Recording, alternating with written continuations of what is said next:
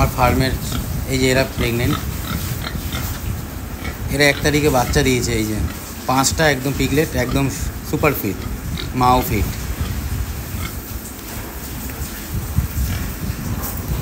এও প্রেগনেন্ট আছে, সকালবেলায় সবাই শুয়ে রয়েছে। স্কিনে একটুখানি চুলকানি হয়েছে, যেটা মশার জন্য হয়েছে, ওটা কোনো ব্যাপার না। 5টা এখানে আছে, 9টা বাচ্চা সুপার ফিট, সব বাচ্চা এরা। এই যে 2 দিন আগে হয়েছে, 9 জন হয়েছে, একদম সুপার বাচ্চা, 2 দিন আগে ডেলিভারি হয়েছে।